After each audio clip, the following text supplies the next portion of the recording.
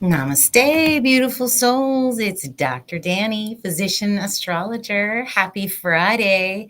Man, I am so excited to bring you this presentation.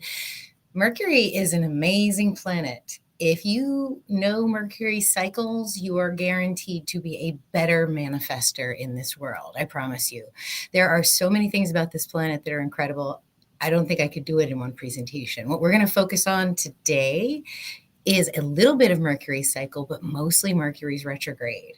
And I've put together a presentation that I hope will expand your mind, enlighten you a little bit, and then also have some fun, okay? Because we're throwing a little bit of decoding into this presentation. First, I'm going to show you the sky. Then I'm going to show you where you can get resources to decode. We're going to do some announcements. And then I'm going to get into the presentation. We're going to talk all about Mercury. Then I'll take you through the Mercury retrograde. The way the presentation is laid out, I have given you a timeline that will move the planets forward through their sidereal signs, their true constellational signs. So I am so excited. And then at the very end, a special treat for you guys.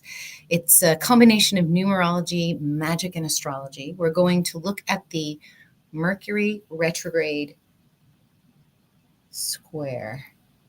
The Mercury magic square. Sorry, Mercury magic square. I am going to check my mic. Yep, I'm on the default. I could turn it down a little bit if I'm spiking.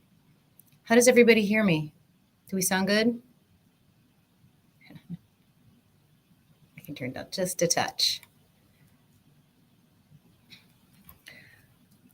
Yeah, Ultimus, I'm on the default mic, so I should be good. If I switch to the other one, then I will have issues with delay and lag. So hopefully not.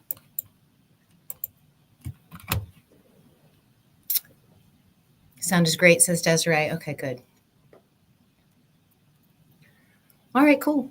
Yeah, so who else is here? Okay, let's see. We've got Desiree. It's so good to see you, sweet girl. We need to get together and do another live with some tarot and some astrology like the good old days, right? Which was only like less than a year ago.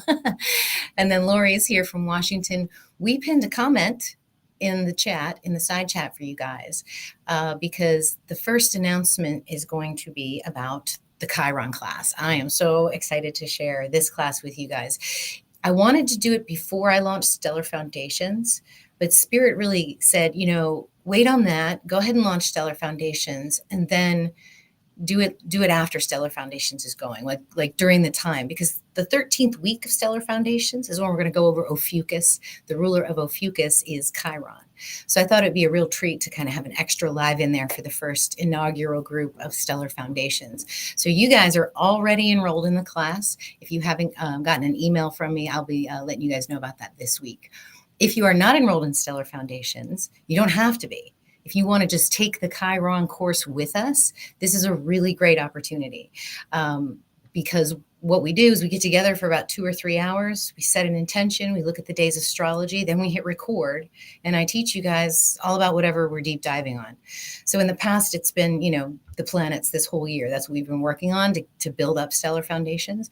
And that's precisely what we'll do with Chiron. So we'll sit down. We'll look at Chiron mythology, cosmology. We'll go through the constellations. We'll go through Chiron return, the witch wound. We're going to talk about Chiron through the houses, how Chiron works in aspect to other planets. So it's a really, really nice energy.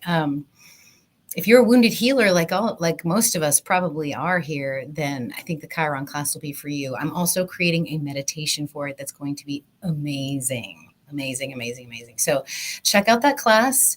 There's nothing in it yet. So if you sign up for it, the only thing you're going to get is sort of my manifesto about the class. I still have to create the course contents, but I am working on that, and we will be ready on April 7th at 6 p.m. It is a Monday. So I hope you guys will take advantage of that and meet me live and see how we teach and see how we learn this kind of astrology. Okay, so there's that announcement. The other one is just some upcoming things. This week, obviously, we're doing Mercury retrograde. Now we have Venus and Mercury, both retrograde. How did you guys get through that full moon last night? Man, leading up to it, everything was just nuts. It was like chaos energy. And then all of a sudden I could feel it. I could feel it as soon as it was sort of over. Everything just kind of took a pause. So hopefully you guys felt that too. I feel good. I feel like I'm ready to do the next thing. I feel like a lot of good things are coming. So there's that. So next week, I think we're going to talk about Venus's star point in Pisces. That's the big one. That's what we've been counting down to since basically January. So I want to talk to you guys about Venus retrograde and that star point, what that means, especially with Mercury retrograde and the eclipse right on top, all on top of each other within the same week. So we're going to address that next week. The week after, I'm going to be going out of town, so I'll have a couple recorded videos for you. I will cover the solar eclipse.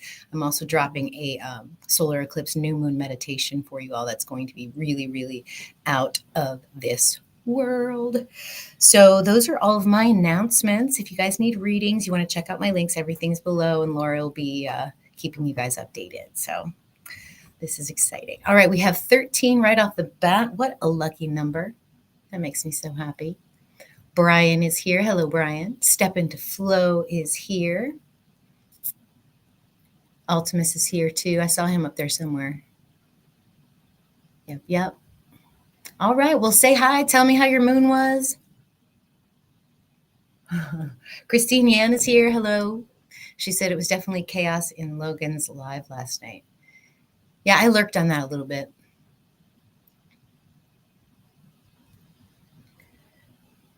Mama Wolf is feeling the shift as well.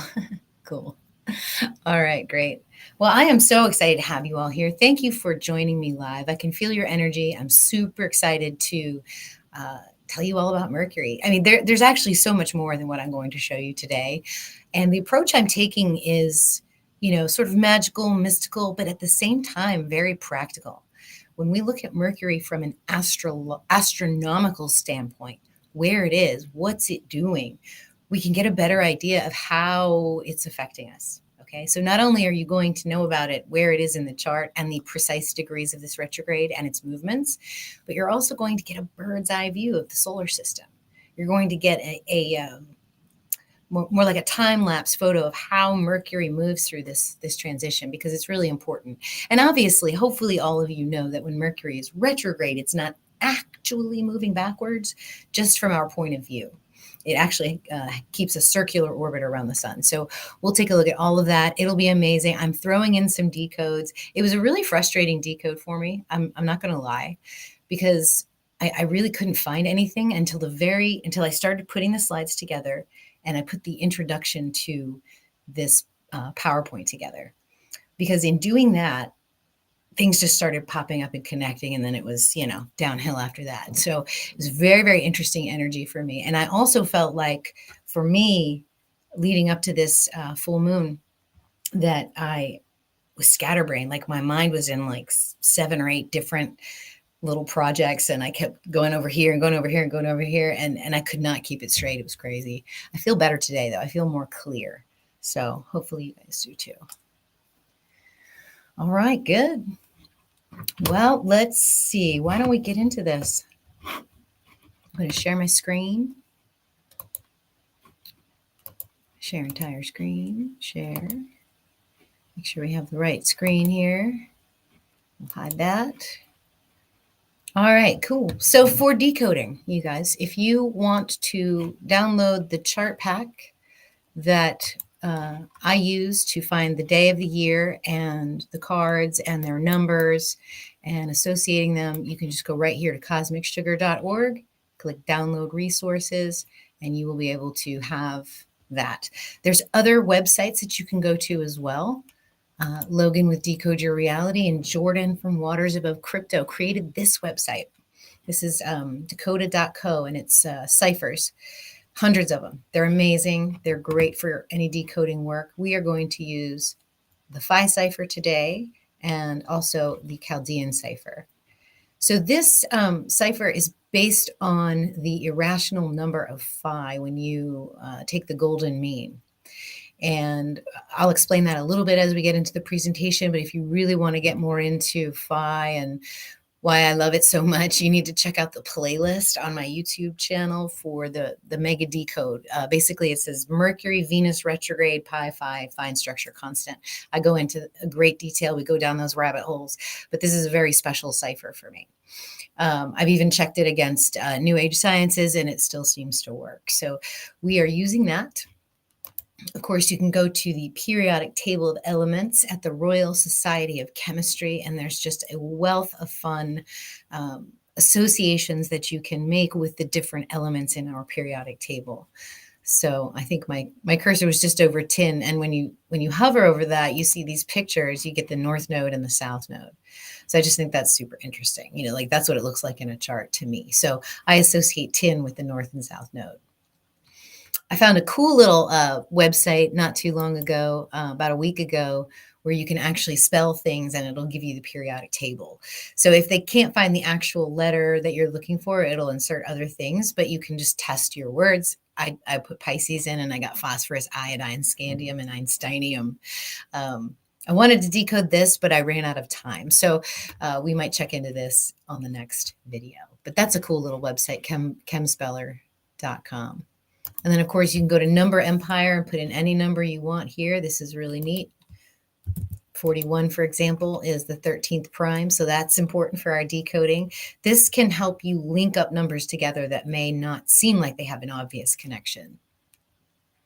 And then, of course, the irrational number database. You can put pi in here and you can put 55 and hit submit, and it'll tell you exactly where you can see those digits in the pi decimal string. So 130 is 13. Isn't that fun? You can also do it in phi. I always check all my numbers in both of these just to see where it goes and what happens. So that's what I'm using. I hope you guys will check that out. And of course, we cannot start an astrology conversation without actually looking at the sky. So I wanted to go ahead and show you stellarium-web.org. It's another website that's awesome. I got a great question in the Fellowship of 13 Sign Astrology, where we have our Facebook group. It's just kind of where we go to hang out, to sort of learn and to help each other and to discuss, things about astrology. And one of the ongoing issues with constellational astrology, believe it or not, yes, we have our issues, is where exactly do these constellations end and begin? Okay. Some of us use the astronomy boundaries, which is fine. It's totally cool, but it messes up when it gets to the galactic center because it completely eats up Scorpio. Like there's only I think 6 or 7 degrees of Scorpio. It makes most of that sign Ophiuchus and puts Antares in Ophiuchus. So that's a tough one to kind of go with. So when you look at the boundaries of Leo and Virgo, it's kind of one of those places too. If you do the midpoints, which is what Mastering the Zodiac does, this actual moon was in Leo. And I don't know, if you look at this was the full moon last night during the eclipse.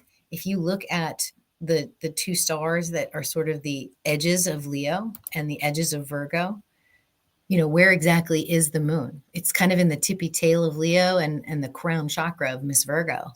So I don't know. I felt a shift yesterday. Like Leo, there was this heightened energy of Leo, really excited and rambunctious.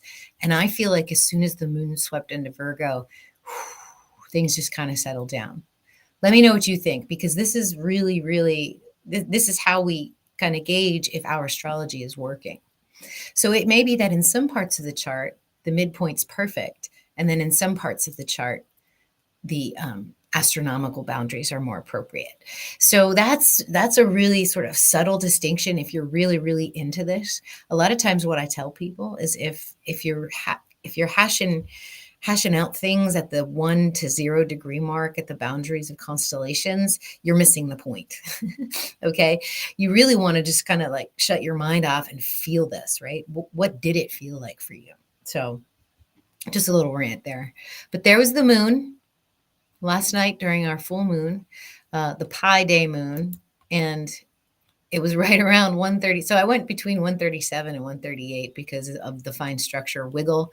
I think this is a perfect sort of real life demonstration of that vibrational wiggle between two constellations. So for those of you that are really studious and really, really precise, this is the point where you need to let it wiggle a little bit. If you felt Leo energy last night, cool. But you know, it again, it's just one of those things. So this is our sky. I wanted to swing back around and check out the sun and Mercury and Venus because this is where the action is. I'm going to zoom out a little bit, makes it easier to manage, and then I'm going to change the time as well. It's easier for me to grab these things and move them around if they're not so wiggly. Oh my goodness. Let's put that back in. And that should do it. Let's go ahead and do this. There we go. That's what I'm looking for. It's hard to actually navigate a sphere. There we go. That's how we want to see it. Okay, that should make sense to everybody how that looks. We see Jupiter still in Taurus. We see Uranus also in Taurus. We see the constellation of Pisces with Venus right here. And then, of course, Mercury is right here. Let's see. There we go. There's Mercury. So that's who we're watching right now. And because Venus's retrograde motion has already started, these two have been sort of within the orb of one another for a very long time. This is mad genius level, like creativity right here with Venus and Mercury together, now both retrograde in Pisces. It's a very internal energy. These shifts are feeling internal. And because of how these planets are moving, which we're going to get into in a little bit, it's super intense. So if you're having sort of a super intense internal experience right now, that's perfectly okay. Like if you can't articulate what's happening, but you feel a shift, it's probably why. It's all in just this very smushy, wishy-washy area of Pisces, but it's super creative. So I encourage you to, kind of deprogram your life a little bit. Sit with spirit, sit with source, go inward, try to turn off that mind and just see what's coming in. I mean, the dreams I've been having have been magnificent because of this Mercury energy. They're just so real and tangible. I don't even know I'm dreaming until I'm already like awake and it's over. I'm like, was that a real memory? It's hard to tell. So this is what we're watching. We're going to take the sky forward a little bit. And I want you to notice how Mercury, instead of moving in this direction, starts moving this way. Actually, what I might do, let's do this. Let's go back in time. Let's go back to mid-February. This is when Mercury and Sun started their cycle together. Actually, the day was precisely the 9th. So you can see Mercury and Sun are conjunct, but Mercury is way out there on the other side of the Sun. So if we move this forward, we can watch how quickly, within a span of 3 weeks, Mercury moves into retrograde position. Look at this. I mean, every day, just leaping forward, swooping around the sun, coming towards us. As Mercury slows down and approaches Venus, watch this. This is what's been happening the last couple of weeks. Slowing down, slowing down. Sun's getting closer and closer. And then today, we turn retrograde and go towards the sun. You see that? So now Mercury is in front of the sun. This will be on the 24th. We're going to decode this day for sure. There's a lot of interesting stuff in that. And then as we move forward in time to the end of retrograde period, we're going to see Mercury race away from the sun again. Okay, so we're going to cover basically the time frame, the whole time frame, one Mercury cycle. We're going to focus on retrograde, and we're going to specifically highlight the 24th of March. Okay, so I wanted y'all to see that. And we will go ahead and get into the PowerPoint. All right, we got 26. All right. Let me get to the beginning of this. This is dense. We might be here for a little bit, but hopefully you guys have had your coffee, you got your water, you're ready to go. I titled this Talk Mercury Retrograde and the Voices in Your Head. Because to me, it seems like there's been a lot of like just incoming transmissions, ideas, inspiration. And it's hard to like pinpoint the right way to go. We're sitting in this very heavy Pisces energy, which is ruled by Neptune. And Neptune's path to enlightenment is literally like whatever's possible. So anything and everything could be coming through, depending on how your filter is set and where your frequency is. And we'll get into more of this, like what your actual what does that mean when somebody says, what's your frequency? But it really does have to do with your emotional state and then the quality of your thoughts. So those voices that are coming in, if they're surprising to you, they may not be yours. A lot of us are more and more psychic, more and more clairvoyant right now. We can pick up images and thoughts of other people. So that's why I say, deprogram. Don't crowd yourself with other people that are also receiving such an intense level of transmission during this retrograde. So the voices in your head. All right. We're going to talk about 4 things. Most of this is going to be Mercury retrograde. And the snake medicine is when we're going to look at Mercury's magic square from Henrik Cornelius Agrippa. It's pretty neat. All right. So who is Mercury? This is where it all came together for me, you guys. So we're going to talk about Mercury for a little bit. Mercury, the planet of your mind. So when you think of Mercury, I want you to think, because thinking is part of Mercury's MO. The words that you speak, the words that you hear, the sounds that you hear, the thoughts that you receive. This is all Mercury. Mercury and Uranus are part of your nervous system, whereas Uranus is more like the flashes of insight and the shocks to the body. Mercury just kind of runs the status quo, keeps everything in working order, okay? Analysis, legal contracts, all of this stuff has to do with Mercury, but mostly your mind. So the words coming out of my mouth are created by Mercury. The electron transmission to you guys is also Mercury, and receiving it and hearing it is also Mercury. And so we are receivers and transmitters of thought forms through verbalization and also through the analytical processes that occur within our mind. There's a whole bunch of neuroscience you can dive into to see how this works. And there's certain parts of the brain that light up when you're listening. There's certain parts of the brain that light up when you're speaking. And there's also an extra part of your brain that lights up when you're actually channeling. So it's very, very interesting when you're in that high focus state. So mind is 33. And I find that so interesting. When you put MIND in the phi cipher, you get the number 33. That's my life number, life path number. My birthday reduces to 33. 33 is a very special number. We have 33 vertebrae in our spinal column. 33 was the age of Christ in the story when he did his suffering and death and resurrection. 33 is a very special number in esoteric numerology. It reduces to 6. Mindful is 40. So we're just going to remember that because we're going to tie all this together at the end, okay? Mercury is also known as the trickster. So this guy, we often notice his trickery usually when Mercury's retrograde, but things that are tricky kind of happen all the time. I mean, think about computer hackers. Think about theft. Think about people trying to scam you.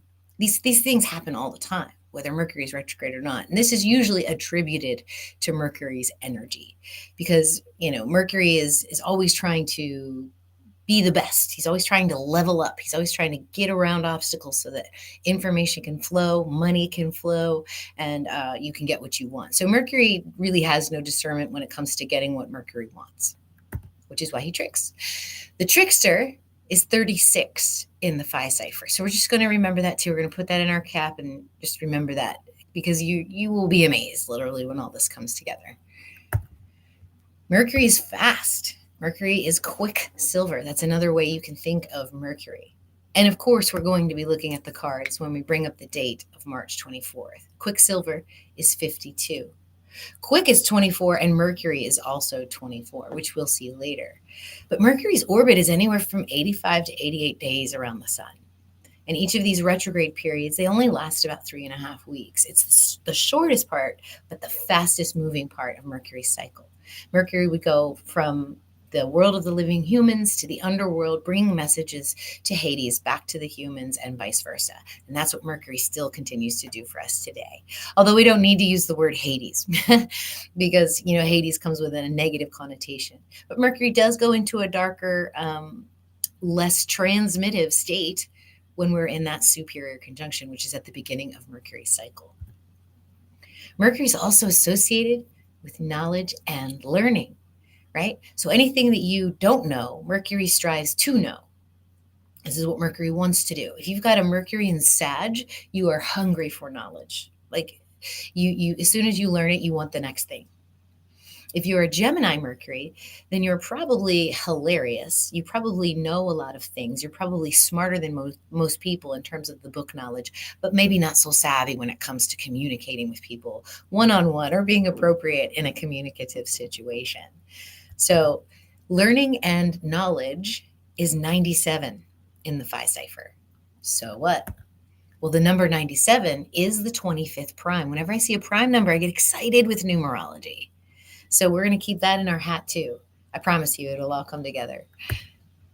Mercury, details and contracts. This is really important. Any legal matters, any kind of matters that have to do with diplomacy, arbitration, things like that is Mercury's realm. Also the master of the fine print. So it's very important. Look, it's also slide number 13 up here, which is one of those other special numbers, has to do with Ophiuchus, and we see it all over these astrology decodes. So you definitely want to watch, check the fine print, especially during Mercury retrograde. The reason we mess it up and have to go back is because we are so heavily receiving that it is hard to actually function and think about the things that we have to do in our real 3D life. So details and contracts are 84. So what? Okay, well, did you know that there is an element called Mercury? Its atomic number is 80 and its atomic mass is 202. The numeric string of 80 appears at the 84th decimal digit of pi. So there's how the element of Mercury ties into the details and contracts of Mercury and Quicksilver. And then, of course, what we're going to talk about today is Mercury's retrograde chaos. So this is it. This is what happens. This is what everyone dreads. And trust me, in things like banking, medicine, anything where you have to deal with people and a large amount of energy moving in and out, like emergency rooms, labor and delivery, the stock market, your computer, the internet, all kinds of things. They just go crazy. They go haywire. Mostly because humans are inputting into it. And about 70 to 80% of humans have no idea how to handle this much energy being transmitted into their brain. So they literally end up fried. So Mercury retrograde is 59. You guys are going to find this super interesting. Praseodymium is an element that is number 59. And the picture, you guys, the picture on the Royal Chemistry Society is the sign of Gemini. That's the glyph we use in astrology right here.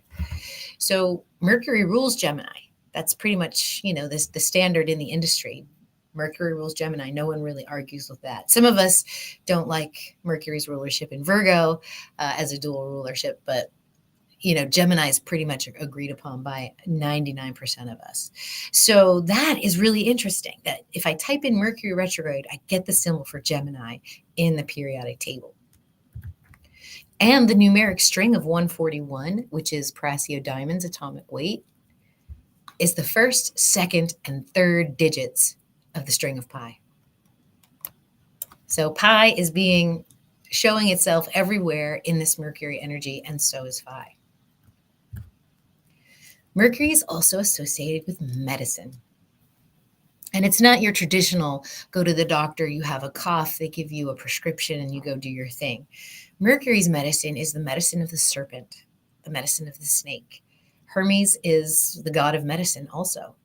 This is the rod of Asclepius that you're looking at right here. And the story goes that the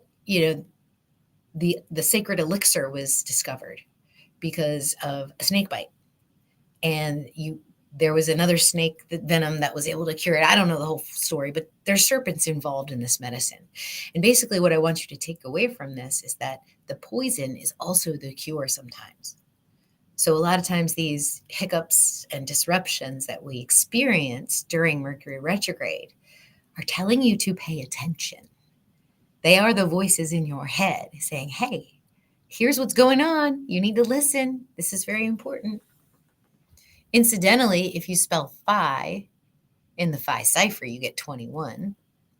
Nagas, which is the half deity, half human serpent people of Hindu tradition, is also 21 in the phi cipher. So there's medicine here with Mercury's retrograde. And the medicine today will be a little bit of magic using the Mercury magic square. Mercury's 24, medicine's 42. The mirror image of that, highlighting the dichotomy of the snake's venom being a cure and also being poison. Snake is 24. The inferior conjunction of Mercury retrograde and Sun is on the 24th of March. Oh my gosh. It just keeps getting better and better. But what do we always say? Wait, there's more. So in Pisces, we've got this Mercury retrograde, a lot of intense energy, a lot of mystical thoughts coming through, dreamlike quality to them. You'll notice thoughts is 42. So what, 81? Well, 81 is the 33rd digit in phi.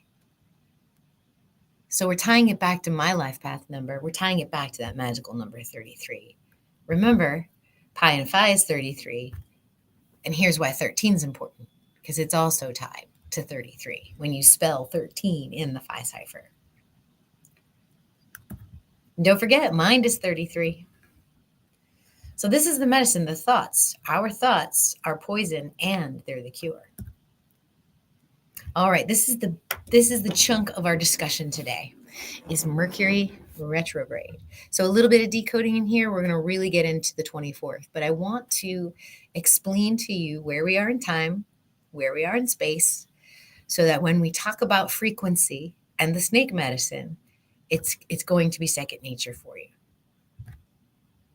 But first, you need to look and see if your Mercury is retrograde, because you are among the 18% of people that will actually function like a boss during Mercury retrograde. That is your natal resonance. Okay. It changes the way you do things. Your thinking process, your hidden energies, your delays and doubts, your philosophical leanings, they're all going to be a little bit different.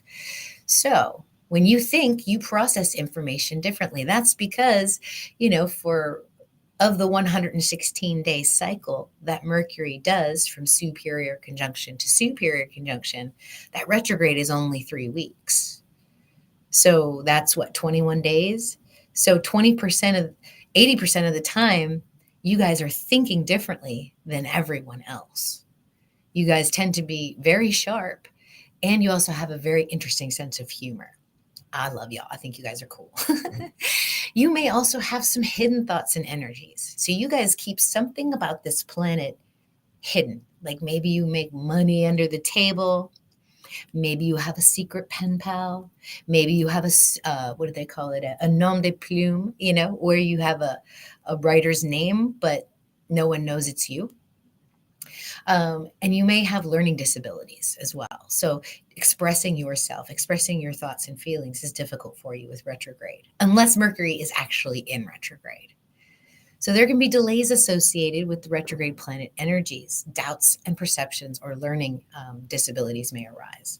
You may also be extremely philosophical, because the thoughts that you have, they're not yours. None of our thoughts are our own. They come from the higher source from without, that we're all a part of, but we have access to it. And I feel like these Mercury retrograde folks may have just more of an innate access to the Akashic record, to source, to hearing that intense transmission and being able to understand it in a way that 80% of us are not. So check your chart, look at that free chart. If there is an RX next to your natal Mercury, then you will be a Mercury retrograde baby.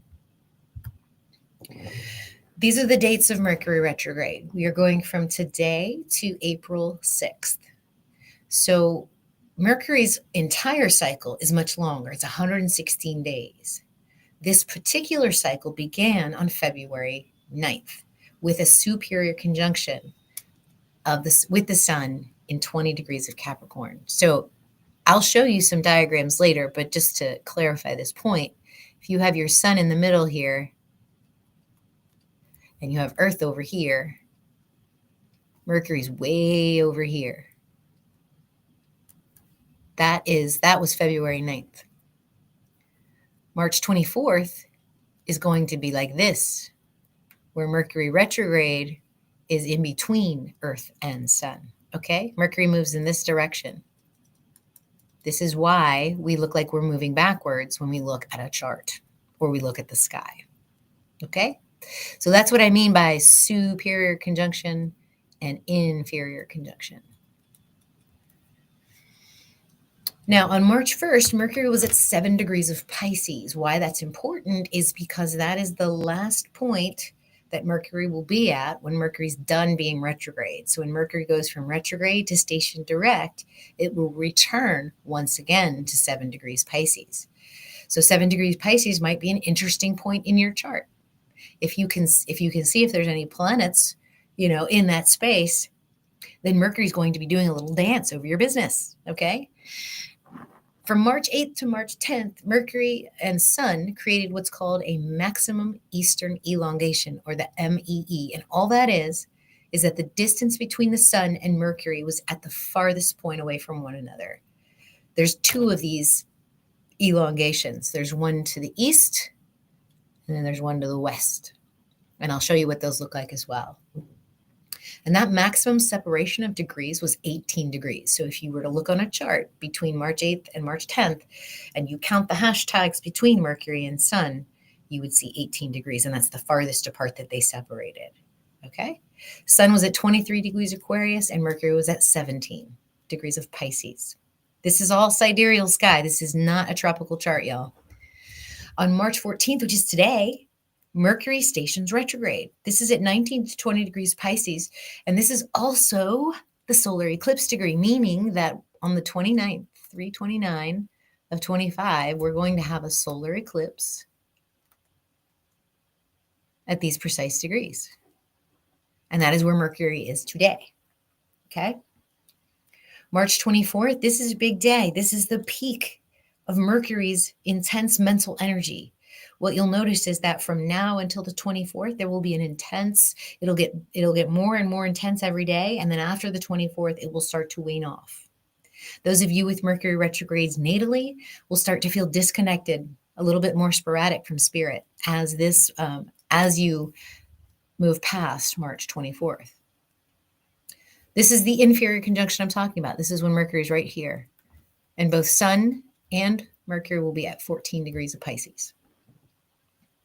On April 6th, Mercury stations direct at 7 degrees of Pisces. So from March 1st to March 7th, Mercury goes from 7 degrees of Pisces to 20 degrees of Pisces, back to 7 degrees of Pisces, and then begins to move forward again. I hope that makes sense. We'll see it. You'll see it in a diagram. Trust me, I'm going to go over this a couple of times. This should make sense to you. April 24th is that maximum western elongation between Sun and Mercury. And that distance is 26 degrees. And then the next superior conjunction will be on May 29th in 16 degrees of Taurus. Okay, we're going to go through all of this. I just wanted to lay this out for you. This is the timeline we'll be working through. And here we are, slide number 33, the magical chart, the magical timeline that we have all been decoding over the past several months. And I've gone over this a few times, but for those of you that are new, I just want to show you what all these symbols mean real quick. This 0 right here is the point of the solar eclipse on 3/29. You're going to see this line in future diagrams. This line right here is where you are right now. This is Pi Day. This is the lunar eclipse. This is also Mercury retrograde. There were so many things happening. I had to pile it up in the calendar so that I could actually get my hands around what we were all going through right now. We've been counting down to Venus's star point on the 22nd. This is her inferior conjunction with the sun. So notice that happens on the 22nd.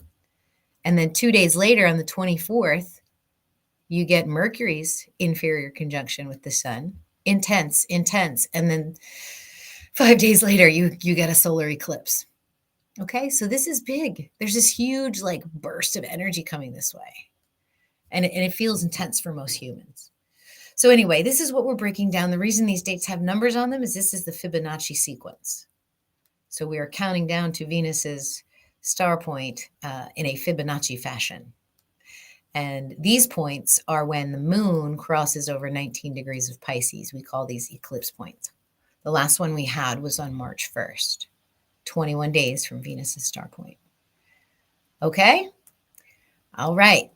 Very good. So that's this graph. I went ahead and took out the Venus so that we could just focus on Mercury today. And I wanted you to see how that all lines up. But don't forget, like this doesn't make this week any less intense. That's the 22nd right there. That's the 24th. There's your eclipse. Okay. All right.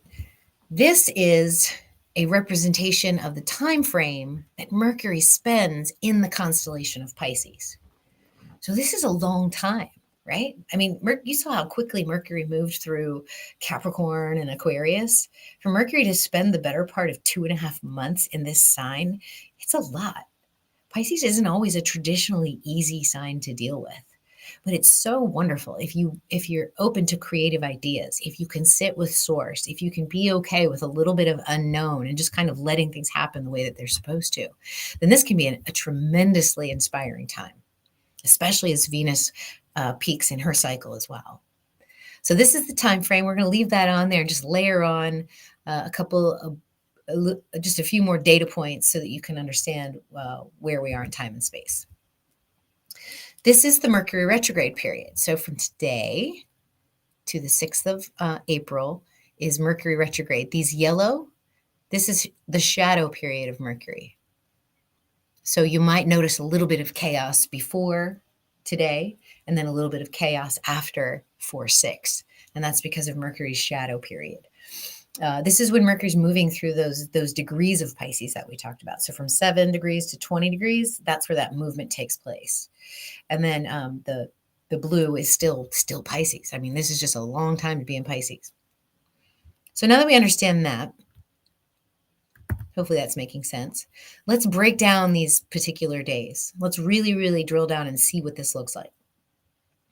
I've told you the Mercury cycle is 116 days and it started on February 9th. Superior conjunction with the sun. This is the length of the cycle right here. So from the superior conjunction to the next superior conjunction on May 30th. And we are right here. Oops, I just had to put in a little numerology there. 116 days times pi is almost 1 earthling year. I thought that was very interesting. It's not quite 365.2, but it's close, and I thought that was interesting. Another cool thing that associates Mercury with phi is if you take the fine structure constant or the Phoenix orbital periodicity as illustrated in Archaics, and you divide it by phi, 1.618, the golden mean, you get Mercury's orbit. That's the shortest orbit around the sun. Again, these are all approximations. A lot of us drawn to astrology like precision, but there is definitely this fuzzy energy that's between things when we get down to the nitty-gritty. So here is what I created for you guys. This was so fun for me. I took this timeline and I went ahead and I put the constellations on here. I put kind of like our time map that we do when we're doing, forecasts for the collective. And this is Capricorn, and this is the sun's energy. Okay, so when the sun is in these signs, this is what you see. But I put Venus here sort of as a reference so we could see what she's doing as well. And the date that I'm referring to in this particular timeline right here is February 9th, 2025. This line right here that you see, this orange line, corresponds to the solar eclipse. And this is 19 degrees of Pisces right here. Just so we can see it for reference and see how these planets move around that particular point. This was February 9th. You could see Mercury and Sun conjunct right here. Venus was at 14 degrees of Pisces, not yet retrograde. Okay. And then we have our regular timeline up here for reference. So what I thought we'd do is just kind of go through these and see how these planets move. And hopefully it'll give you some understanding. One thing I did want to point out too before I move on is you'll notice I have degree numbers down here. This is how many degrees on a natal chart you're going to have for Capricorn. It's not 30. It's only 25. Aquarius is even smaller. It's only 23 degrees. And Pisces, look how big Pisces is. It's 41 degrees across the sky. So you can have a 33rd degree of Pisces, which is super interesting. And then, of course, Aries is also small. It's only 20 degrees if you look in the actual sky. So keep that in mind as these planets move through here. They're not, these constellational signs are not based on the calendar. In fact, the signs in the tropical zodiac are loosely based on our calendar. If you'll notice, the sign changes every 21st of every month of the calendar month. It has nothing to do with like lunar phases or anything like that, or even the sun's position in the sky. So here's what it looks like if you're standing on Earth and you were to dim the sun. This is what you would see at the superior conjunction on February 9th. You would see Sun and Mercury in the sky together in the constellation of Capricorn. This is what I'm talking about. Tropical may have had this in Aquarius, which to me is an inaccuracy I don't think that we can ignore. So I like to use the constellational sky. And then this is what it looks like if you were to zoom out and go above the solar system's ecliptic and then look down. This is the graphic that I drew for you on that previous slide. Mercury's back here, Sun is over here, Earth is right here, and this is what we see. Okay, so simple enough. We're going to look at this view for every single one of those points in that timeline. This is what it looks like in a chart. Now, if you want to know what this overall Mercury cycle is doing for you, if you're like interested in what I'm saying and it's making sense, Dr. Danny, how do I work with Mercury actually? How do I work with these cycles? Well, we do it every month with the moon, right? The new moons, we always do a little forecast. We talk about where it is in your chart, how to deal with that, what kind of lunar cycle this is going to be for you. You can apply similar rubric to a Mercury cycle and to a Venus cycle. And this is the point at which you would do it. When it's at the superior conjunction. This is Mercury Sun's quote unquote new moon. This is where Mercury's energy is the lowest. And Mercury is actually receiving from our mental, from our thinkers. All the thoughts, all the thought forms and intentions that we put out during this time frame manifests during the Mercury retrograde. Okay, so not only is it important to be super mindful during Mercury retrograde, but also mindful and intentional when Mercury is in its superior conjunction, because now you're going to have these 116-day cycles that you can work with and move through just like you do with the moon. All right, March 1st. This is when Mercury started its sort of shadow energy, where it starts the spot where it's going to redirect after it stations direct. I don't have the sky for you, but I wanted to show you the positions. And I also put a little hash mark right here to show you where it is as we move more closer in time. The other interesting thing about this day was that this is when the moon was at the 19 degrees of Pisces. This was the last eclipse point that we had. It wasn't a new moon. It was just when the moon was right there at that space in Pisces. So I thought that was very interesting. It was also, I want to say 21 days from the Venus star point. Again, another interesting correlation. This is what it looked like in the chart. So here is, you can see how close Venus was to it. And this is the 19 degrees. That's where the eclipse will occur. And then you can see Mercury over here. And then the sun is still in Aquarius. Okay, so we're just looking at it from different frames of reference so that you, if you're a visual person or if you're a spatial person or if you're a data person, hopefully some of this will sink in depending on how you learn. Now we get to the maximum eastern elongation.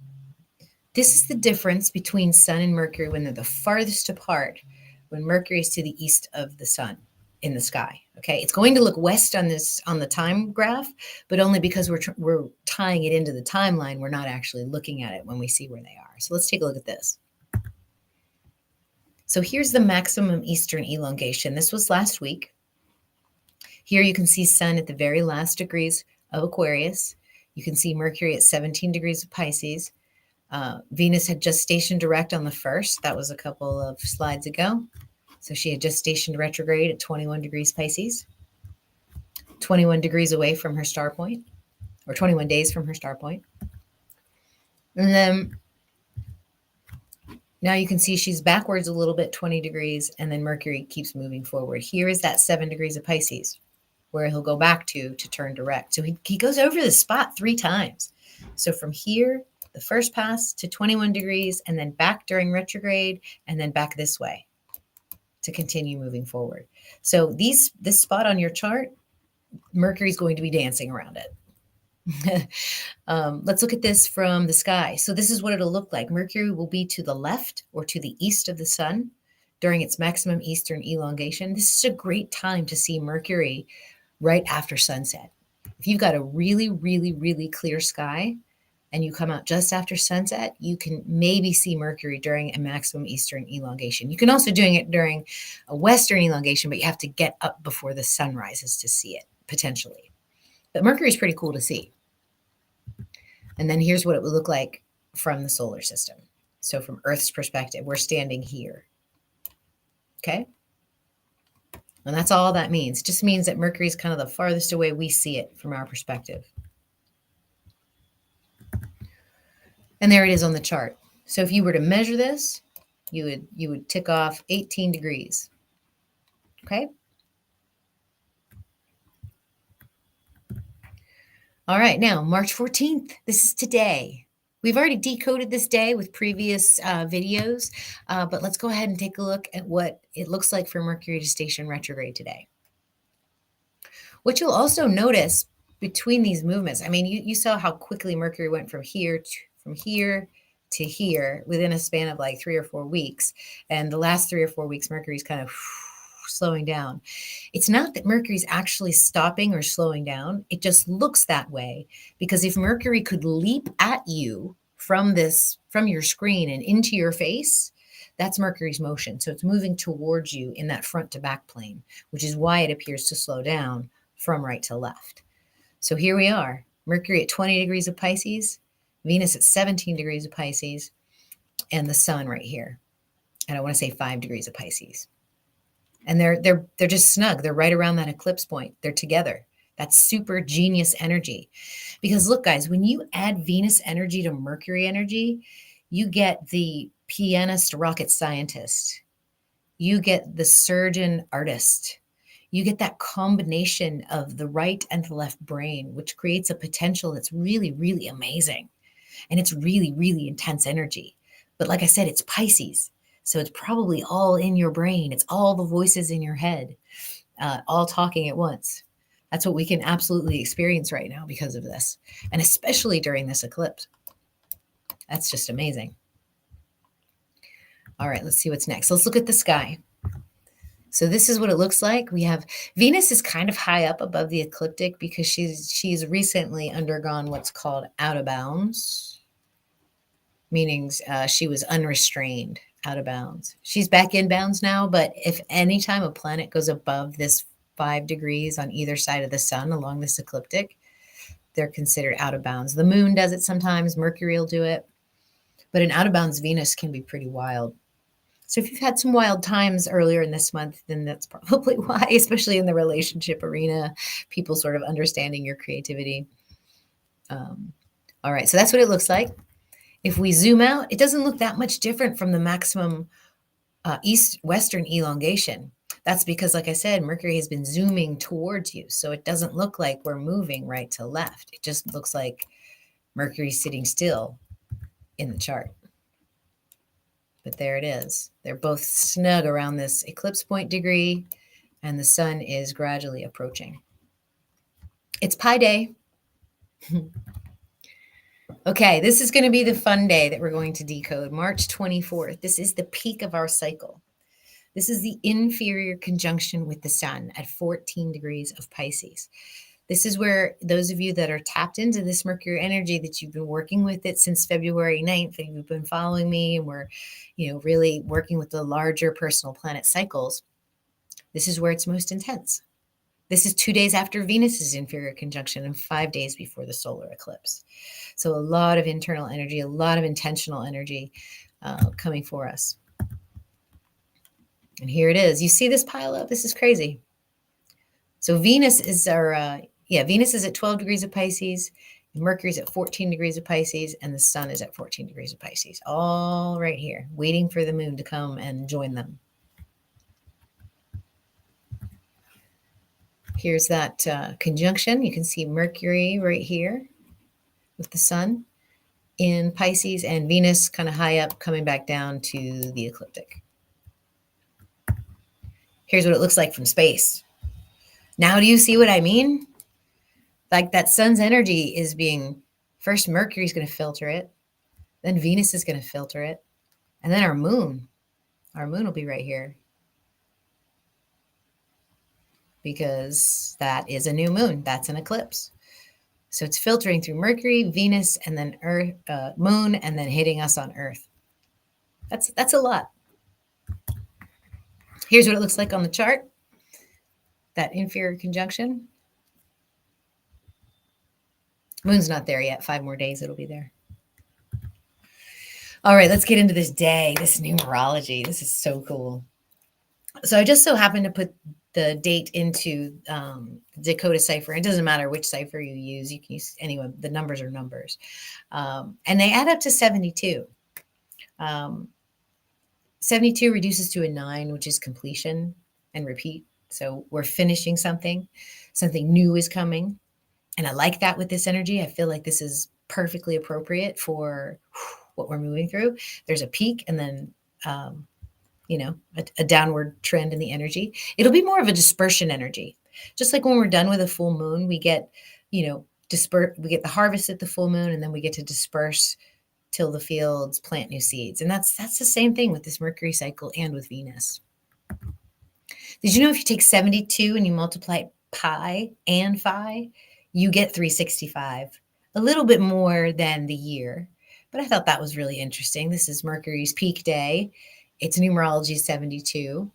If you multiply it by pi and phi, you get the solar year.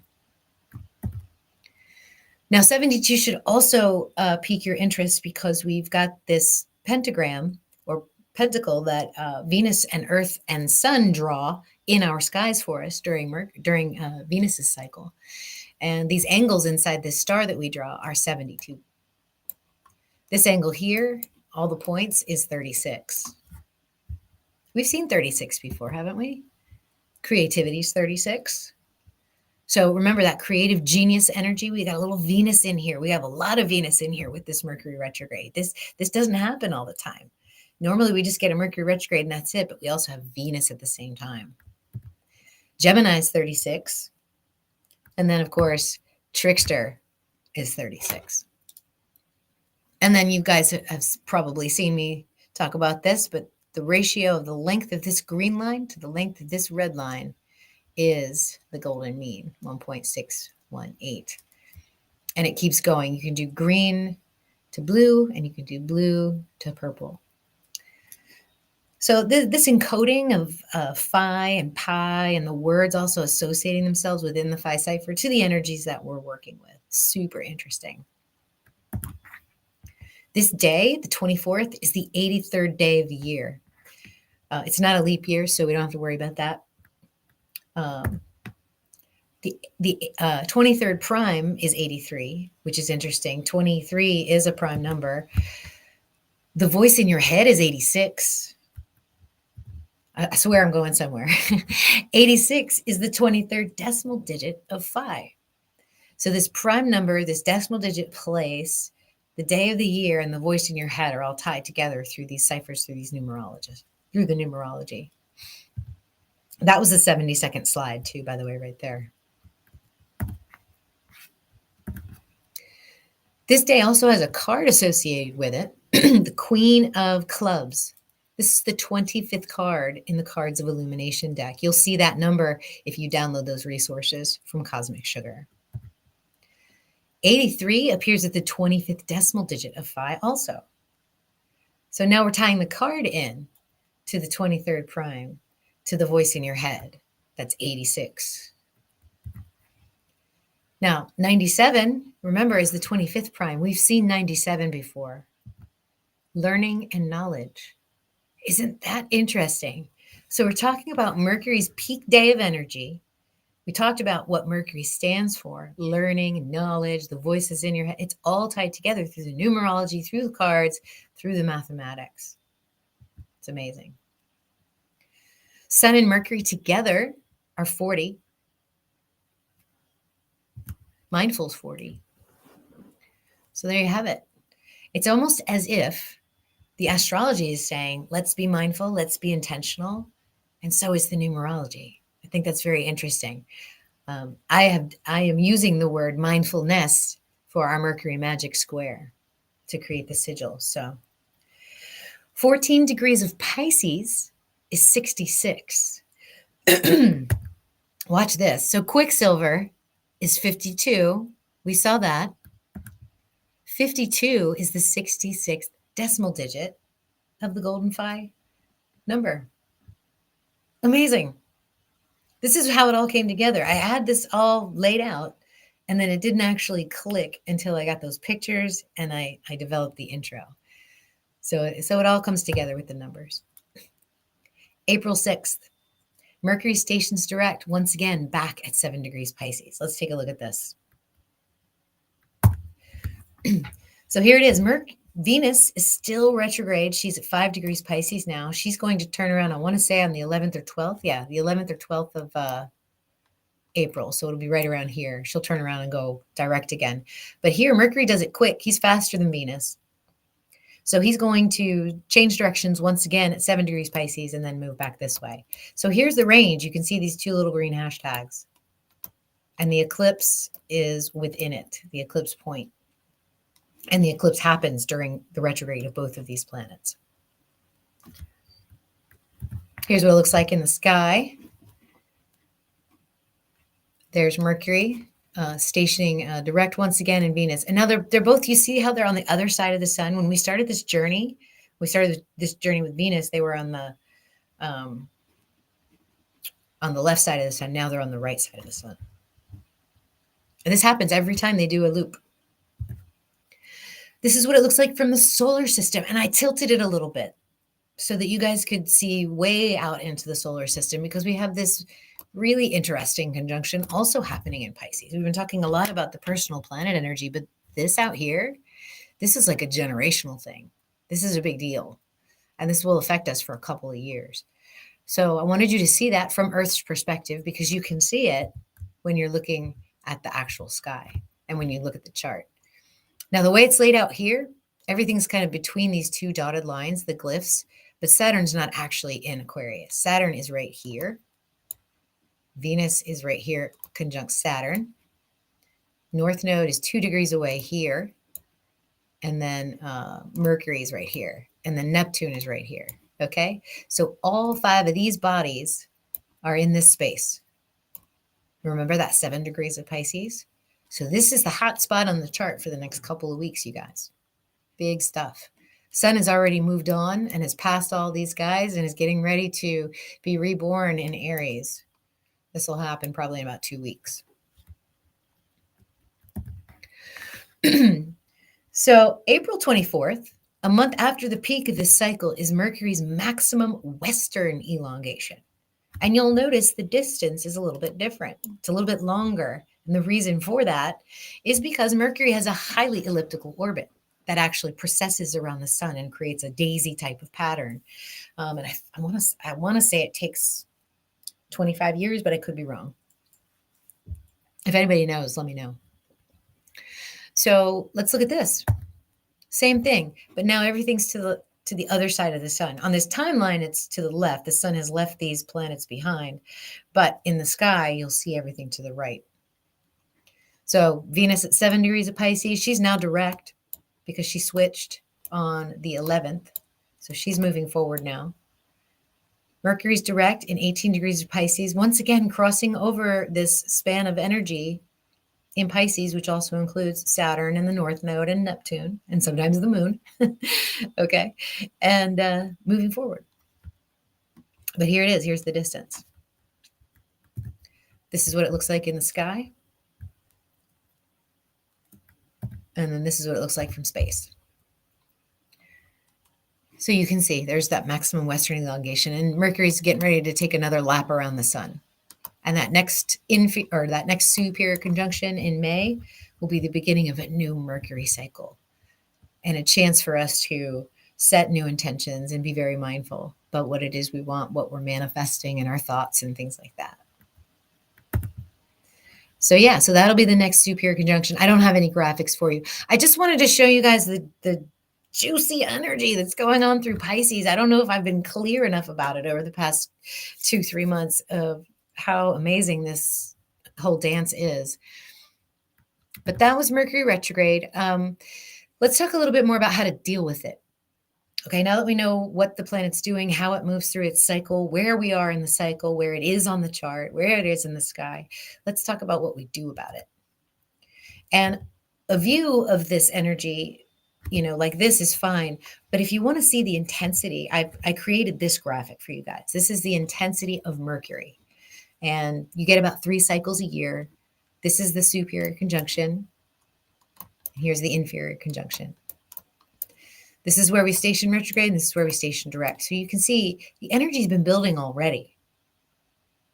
And I would say that I have definitely been feeling this uptick here, especially in the noodle, in my brain and how it works, how it functions, how it processes. Definitely changing, definitely getting into a much dreamier, more etheric place. And I expect that by the time we get to the 24th, it will be the most intense. And then after that, the energy will wane away. Okay, so this is just another way to look at it. This is where we are today, where this star is. Okay. Venus has the same thing, but her peak's a little bit wider. So what do? Well, we've done most of it today with this presentation. We know Mercury's current location. We know where it's been. We know where it's going. We know what it's going to do. We know how to watch it and to look at it. You also want to know what part of the cycle you're in. So we've done that. Check. We are right there at the beginning of retrograde. So we know what part of the cycle we're in, and we know it's in Pisces. Now, when the retrograde actually occurs, so this is for the next couple of weeks, the next 3 weeks, be mindful. I think that's the message here, right? Be very mindful, because what you're going to be able to do is manifest any thought that you have. I promise you. Just experiment with it. It doesn't have to be big. But I promise you that if you are not mindfully watching what you are thinking, you're going to manifest it. So don't be surprised. But if you are mindful, if you say, gosh, I really want someone to reach out to me right now, I really would love to talk to them, it's going to be so easy for you just to go into your space and imagine that. You're not even going to remember what you've been doing. And then all of a sudden that person's going to reach out to you. I promise you that's how it works. So start slow. You use that. It's a very powerful time. If you can't think of intentions, but you just want to get through this retrograde, go slowly. If you feel like you're rushed, stop, take a deep breath, center yourself. Think about your very next thing that you're going to do. If you're walking, all right, I'm taking a step with my right foot. My right foot is touching the ground. The entire foot is holding my weight as I move from this foot to the next foot. I'm not kidding. Do it. It works. Slow your roll down, because nothing you're going to do no rushing in the world is going to help you during Mercury retrograde. It's only going to make it worse. So slow your ass down and be very mindful. Like, think about everything you're doing. Think about every word you're saying. Talk slower. Ask people to talk slower. If you can't think of a word, take a moment, take a breath, think about what you're going to say. It's very, very important during Mercury retrograde. And then there's the re. So it's not respect like the song, RESPCT. It's review. revisit, release, renew, review, reword. Okay. Just re. You want to go over everything 100 times if you can. And, be very careful making reservations during Mercury retrograde, reservations, because something could go wrong. So you want to make sure that, after you do it, once Mercury retrograde is over, check, go back and check, make sure that you have made the right tickets, made the right seats, going to the right city, you have the right date, you have the right hotel room. Very, very, very important. Okay. When Mercury's retrograde, I speak my orders at the hospital for the nurses very, very slowly. I have to. Usually they're sharp. They pick it up. They're quick. They're the smartest people I know. And I love that I work with them. But inevitably, something will get misinterpreted. So re. The next thing you want to do, and I can't help you with that from here, you're going to have to reach out to an astrologer or take the initiative on your own to look at your own chart. Go ahead and find where Pisces is in your chart. Look on the inner ring. Notice the house number. That's really important for you because the houses identify certain areas of life where this energy will play out. I know some of you are asking me, what's the predictions for Mercury retrograde? This is personal stuff. I mean, I don't know what's going to happen to the collective, but if we can all handle our own business, then it should go pretty smoothly for you. So what you need to do is find the sign or find the house where Pisces is in your chart for this particular Mercury retrograde. And then look at and see what's in Pisces for you, especially those early degrees. Like, do you have the North Node right now in that degree? Because you're going not only through, this whole retrograde, Venus retrograde and the eclipses, but you're also having a nodal return, which is your destiny and what you're supposed to be doing in this world. So look in your chart and find out where that is. The other thing you need to do is look and see where Mercury is. Is your Mercury retrograde? What sign is it in? What house is it in? Who rules it, right? So if you've got, like let's say my Mercury is in Cancer. So the moon rules my Mercury. There's a lot of emotional energy to the way that I speak and the way that I receive energy. Okay. And then also look at the aspects to your natal Mercury. Like, do you have a natal glitch with your Mercury because maybe Pluto's next to it and you just tell the truth without even thinking about what you say? Mercury retrograde could be a little more difficult for you. So these last two things you guys need to do on your own and take the initiative. Either seek out an astrologer, me, or somebody else you love, or look at your own chart using that free chart calculator to see where your stuff is. And then, if you're new to all of this, you journal what's happening to you during these time frames. I'm giving you the dates. I'm giving you the degrees. Just go through the day, flow through it, see what it feels, see how you interact with people, see how people interact with you. Make mental notes. Because I promise you, Mercury will be retrograde again. And this time you'll be better equipped to handle it if you're new to all of this, okay? All right. That was Mercury retrograde. We are getting into the end of this. Let's talk about frequency. Because when we talk about our own frequency, how does that interact with the frequencies of Mercury? You've got this planet that's moving from left to right, forward and backward, orbiting around the sun in this very predictable pattern with its ellipse processing around the sun, creating this daisy pattern. There's all this frequency and geometry moving through the ether of our solar system. And our brains, our limbic system picks up this energy and we feel it. We feel it when it's intense, when it's in retrograde, and we feel it when it's all the way at the beginning of its cycle. So you, as an individual with your own antenna and your own frequency, will have to adapt because Mercury is not going to adapt for you. You are going to have to adapt. And the way that you do that is by modulating your own frequency. Well, how do you do that?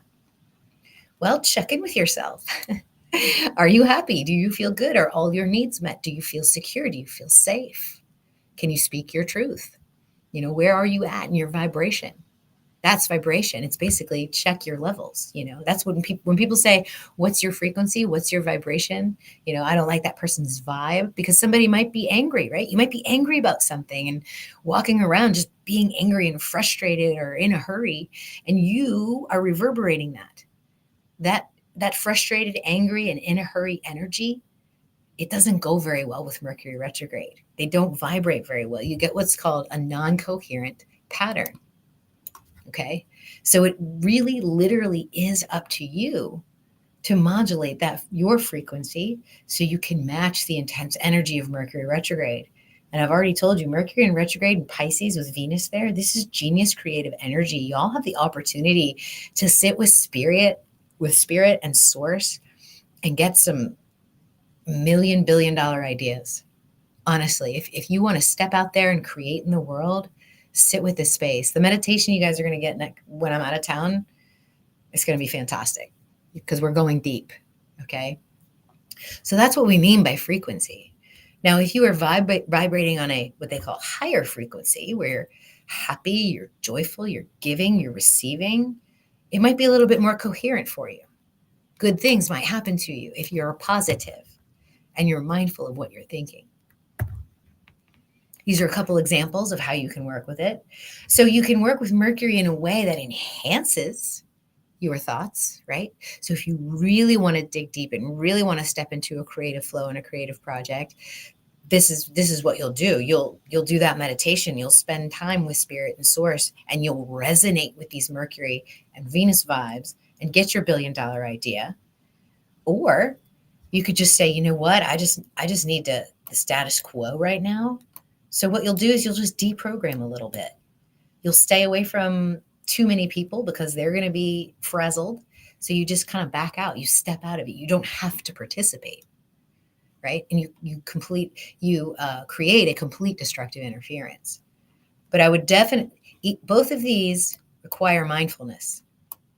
This one is unconscious. Okay? So just having an awareness of this, you're a step ahead of most people, I promise. All right, frequency is 30. Yeah, we're getting back into a little decoding because it's fun and we've been so serious this whole time.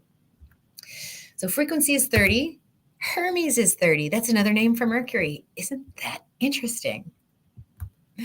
Let's get into the snake medicine. This is the fun part of this talk, and this is slide number 111. Isn't that amazing? The energy of 3. We're ready to break out. We're ready to take our newfound knowledge and apply it to an actual practical magical technique to help us get through these energy waves. So everything that we've been talking about, how do we deal with our own mental energy?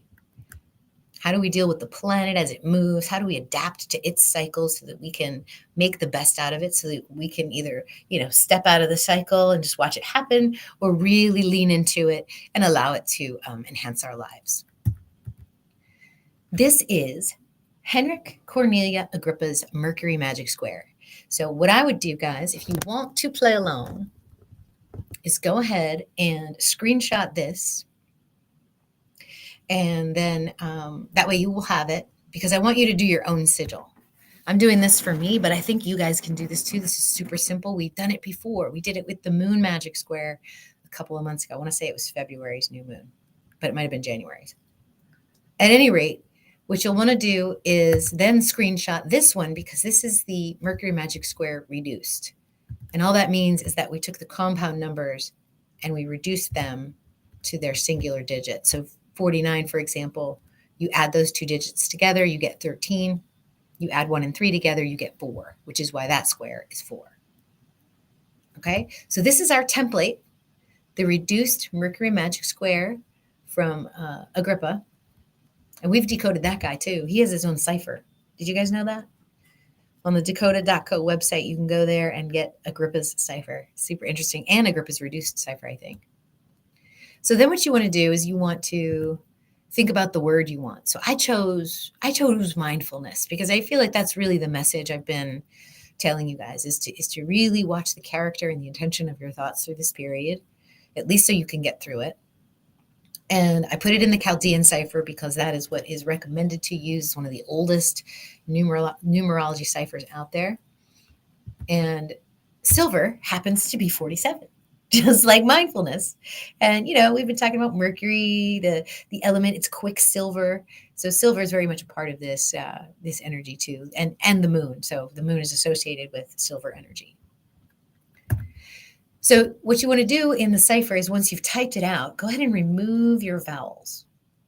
because vowels, they don't hold the resonance as well as the consonants do in the tradition of creating a sigil from a word. So you remove the vowels, we get 35, which I think is interesting because moon in the Phi cipher is 35. Intuition is 53, and this lunar eclipse that we just had was number 53 in the Saros cycle 123. There's just so many connections, guys, that you have to kind of stop at some point and go, oh my gosh, that's enough. But you remove the vowels, you get this string of digits here. So we have 4, 5, 4, 8, 3, 5, 3, 3. And this is the numerological frequency of this word. And basically what we're doing is we're stripping it down to its core essence so that it is unrecognizable as a word that will connect to our thinking brain. What we want to do now is plot dots onto these numbers in order. So after we take out the vowels, we add the dots in order. So I've done that. So I went 4, 5, 4, 8, just checking myself, make sure I did it right. And the next 3 is right here. And the next 5 is right there. And then we have 3, and then we have 3. So I wouldn't do a word any longer than, like 16 characters once you take the vowels out, because you may run out of space. And I'm not really sure what to do with that. So a short, sweet intention. And for me, it's mindfulness. So I added the dots in order and I get this pattern. So now I'm further distilling the frequency of this word that we are spelling, because that's what we're doing. We're enchanting mindfulness. We further disassociate it from the thinking brain by creating an image. Okay? So once you remove the square, you get these dots and you get to play a little game. So you can screenshot this if you want and connect the lines however you see fit. I went ahead and did it myself. So screenshot that if you want to draw your own lines. I drew this here. And to me, it just looks like the snake, the medicine, the single serpent that goes around the rod of Asclepius. And so I love that. I love that there's medicine in mindfulness. There is self-help in mindfulness, because sometimes you can really surprise yourself with some of the thoughts that come through. You're like, hang on a minute, that's not mine. And you can dismiss it. You don't even have to chase it because it isn't yours. You didn't consent to think it, so don't. So that's my presentation, guys. Hopefully that was helpful and elucidating for you. I enjoyed giving it. I'm so glad it came together. I was worried it wouldn't. And then I would have had to postpone this. But I love getting together with you guys. I want to see if y'all have any questions. Maybe any thoughts about that. Let's see. Sprout Queen saw an oval. Well, that's good. I mean, if you think about it, you could use the image of an egg, like the egg is your noggin, it's your brain, Lori saw part of Orion. Yep. Oh, yeah, the 3 dots.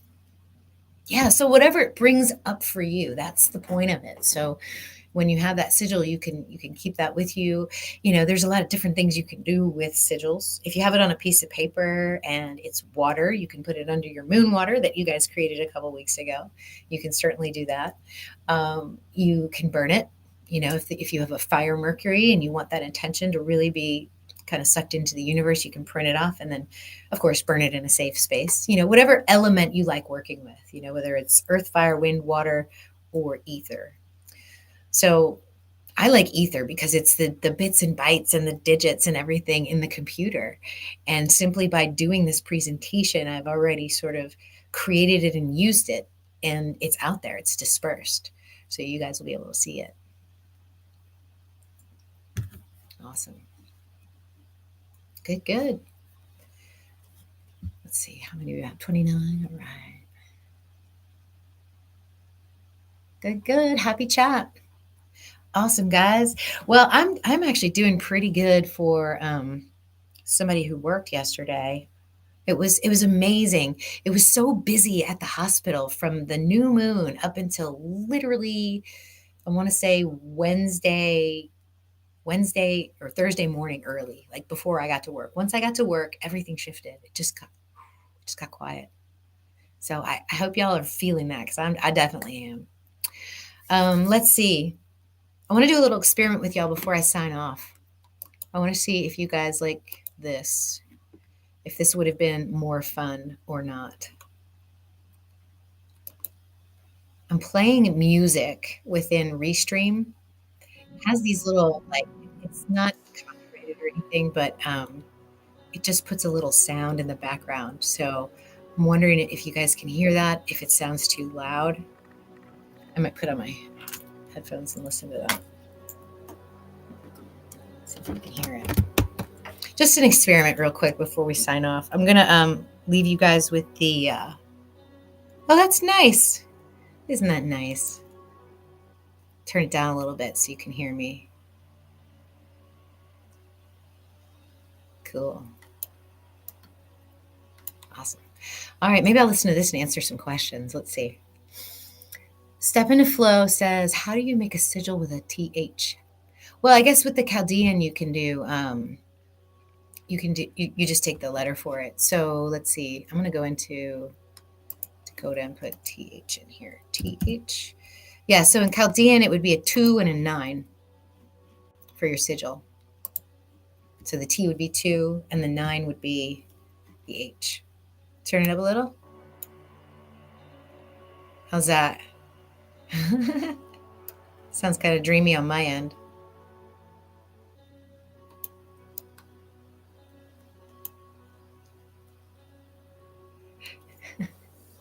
Sprout Queen says loud. I don't know. We'll just put it in the background. A little ambient noise. I can do different sounds too. I can do we can do a little R&B. You guys want to do a little R&B?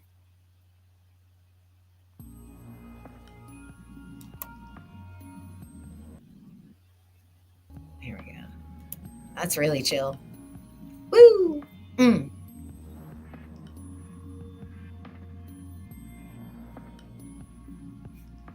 I like it. I have to play with the sound though. It's funny. I was telling my husband I was going to play with the sound. He was like, "You're going to have somebody monitoring your volume the whole time if you if you decide to put music in there." I think he's right because I'm not sure if it's meant to be, what it sounds like to you guys. Okay. Well, anyway, that was fun. Thanks for indulging me, y'all. Cool. All right. Well, like the video if you love the content. Thank you so much for being here with me. Subscribe if you're lurking. Join us live for the Chiron class on April 7th. Join the Fellowship of 13 Signs. Get a reading. I love y'all so much. Thank you. And I'll see you guys probably Wednesday of next week because I got to work a little bit over the weekend, but I will see you all then and we will talk about the countdown to the Venus star point. All right.